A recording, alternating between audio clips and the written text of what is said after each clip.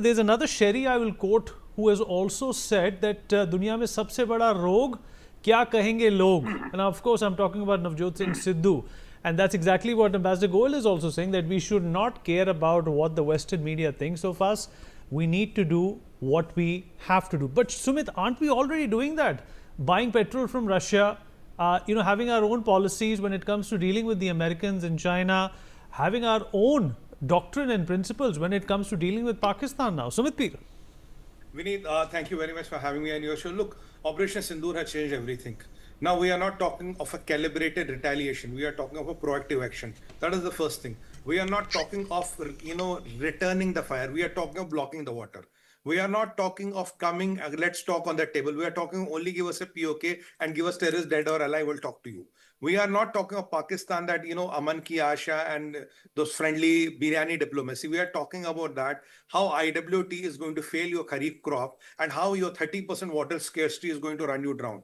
Look, Pakistan is a failed state. Pakistan is gone. I will share some interesting data with you.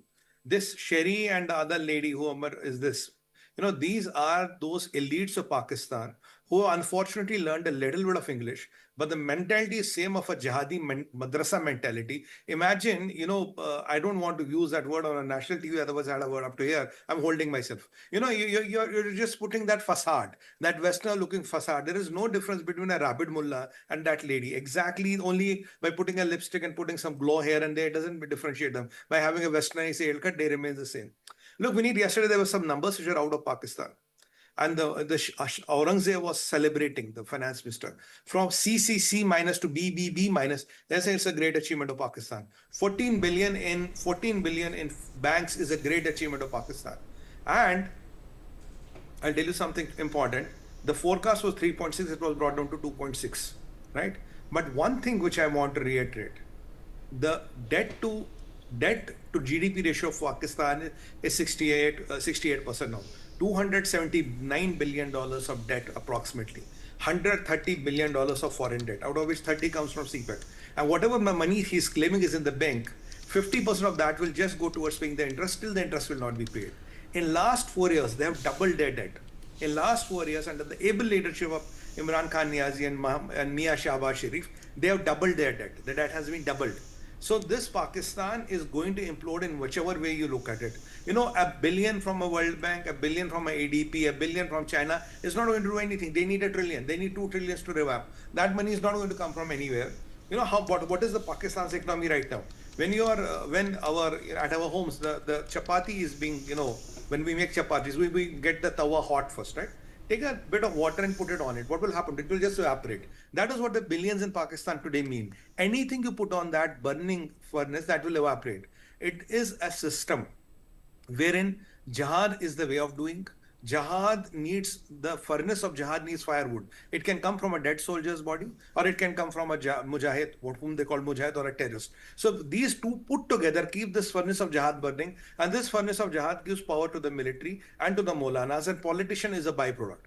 Now these people who, like this lady in the discussion, she's a cheerleader.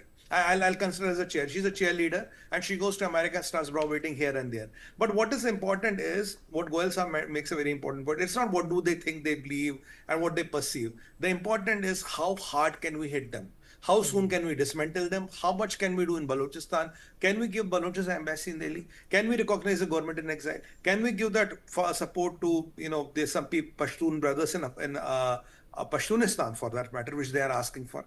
When can we help the Baloch people? Yesterday, they passed a black law in Pakistan. You know what does that law say? That law says that Pakistani army and ISI can pick up anybody in Balochistan, retain him 90 days without anything. After 90 days, they might produce him in front of a magistrate and all. So Balochistan is becoming a detention zone wherein Pakistan's army and ISI will have the full say. And by the way, there's something called a GIT. Joint information teams. A team can be formed by you, me, and somebody in the establishment, and we can go after somebody and hunt them down.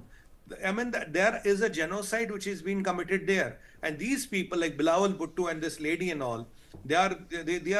If you excuse me by saying, Vineet, they are those typical frogs who come in the monsoon. Thoda tar karte hain. When the water of the pond dries, they go back in hibernation. That is exactly what they are.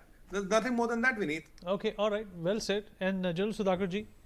you know, even before Operation Sindoor started, sir, it is very, very fair